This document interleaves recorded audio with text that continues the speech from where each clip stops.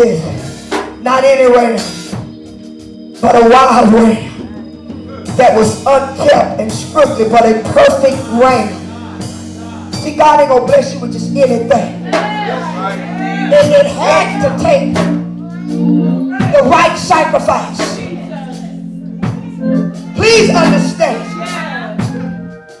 Your sacrifice got to be powerful in the eyesight of God. God ain't asking you to give up nothing. Why we want to give something God something we don't want? We got to be willing to give God something we want. Something that means dear to us. Come on, talk to me. You got to be willing to give up that sleep, the movies. Amen. I want to ask you, where are people priorities now? Where are people priorities? I said, anybody praying? Where are people priorities now? Where are the priorities now? Folks will stay home over anything. Come on, talk to me up here. What happened to the church being the hospital? What happened to coming up here? The Bible says that any sick among you, they are called by the elders of the church. But the moment your foot hurt, the moment your toe hurt, the moment something hurt, you stay at home. Come in the house of God. Give God his true praise and watch God bless.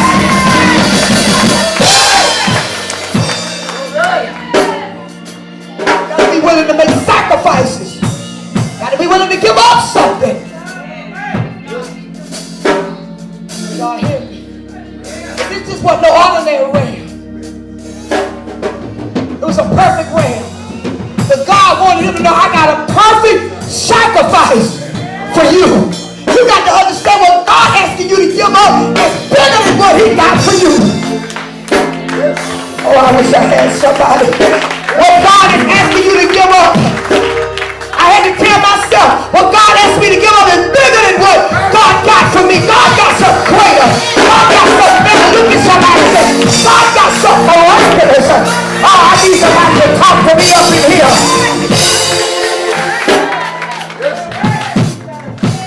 Somebody shout glory. Look at this. Look at this. I'm closing. Amen. God knew that Abraham was going to need a sacrifice at that particular time and in that particular place, and he provided. He started to provide even before the need became apparent. Please understand, God will provide even before the need becomes apparent.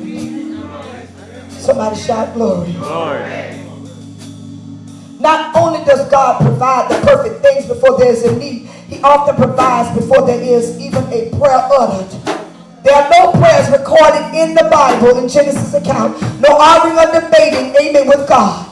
I don't know, maybe Abraham did pray, but maybe he just didn't know what to say, and so he said nothing, amen? But he is a loving Father who knows what he needs before he asks, and he does say, just ask me and trust me. But sometimes we got to be willing to make sacrifices. But the second thing I want you to understand, God's provision is productive. God's provision is usually the end of the process. What you talking about, Pastor? While our faith is strengthened when God provides, the process leading to that point is also important. That process for Abraham had been a long one, 25 years. Amen. 25 years waiting on a son. I believe that Abraham already knew God as Jehovah Jireh. You know, we've been saved for a long time. 26 years in October. If I don't know by now God is a provider, I don't know what else to know. You got to understand, God didn't bring you this far talking to somebody right there to leave you. Can I help you today? Somebody shout glory. But the enemy will send distractions, things to get you off course. That's why Abraham had to keep silent all the way up there. He had to stay focused on what God told him to do. God, this is not hard. This is not easy. But my mind is on you. We have to understand, even though the request to sacrifice his son was a horrifying one, the knowledge that God would provide was strong, and it allowed Abraham to do two things. And these things are which, amen, which were very important. Amen. And they produce in us. First, the fact that Abraham knew that God would provide allowed him to worship. When you know that God will provide, your worship changes. Y'all ain't got quiet on me. When you know that God will provide, your worship changes. What you talking about? He was going to offer a burnt offering to God. In the Old Testament, there was essentially two types of offerings or sacrifices. The first was a group which was, amen, what we call a worship offering. They were meant to provide a pleasing odor to God. They included grain offering, peace offering, and burnt offering. The second type of offering were offerings, amen, to expedite or atone for someone's wrong.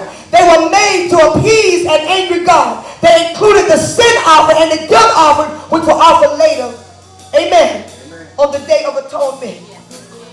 The offering, I want you to understand that God offered. The question from Abraham was a burnt offering. He was being called to come and worship God. And Abraham was prepared to do this. Please understand this if you don't get nothing else. Abraham asked him, you have to understand, anytime that you ask to make a sacrificial offering of human, you were also asked to worship God. That meant that in the midst of whatever it is, you got to worship me. How many of you in the midst of God asking you to give up something that you really don't want to give up, you can still worship God? Am I talking to the remnant today? Am I talking to anybody?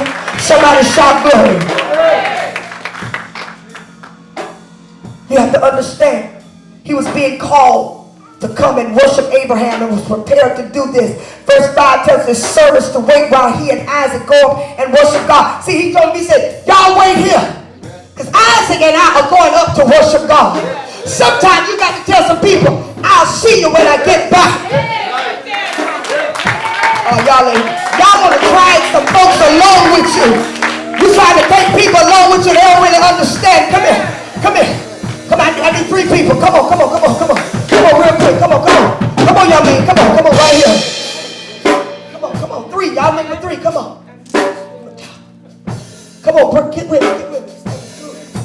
Stay good. Amen. Now imagine you trying to go and offer up that worship sacrifice. See, his servants, you know, the people that loved him, they wouldn't have understood. Hey, Abraham, how the heck you say you going up here to offer up a sacrifice and you don't have a ram? He said, I tell you what, y'all stay here. Now imagine you trying to get his hand. I turn around and get his hand. You got to do it this way. Get his hand. And y'all just start bickering and wondering what's going on. Come on, stop. And I'm trying to stay focused. I ain't trying to do nothing but hear God. And I'm like, come on, come on. And y'all bickering and questioning the will of God and questioning what God's saying. God ain't saying this and God ain't saying that. And God told you to do this and God ain't. You got to tell him, y'all stay there and keep on bickering. While y'all trying to figure it out, I'm going to give God a worship. I'm going to give God a praise. Because when I come back, you going to see what God has done. You got to get in a place where you tell some folks they're trying to follow you. They're trying to go with you. If you don't understand my purpose, if you don't understand my praise, you don't understand what God's telling me, it may be a sacrifice, but I trust God. So that's all. I'm getting ready to close. And when he got there, God had the ram in the bush. Stay with me, y'all. God had the ram in the bush. I imagine Abraham going back to them same words and saying, you didn't understand what God was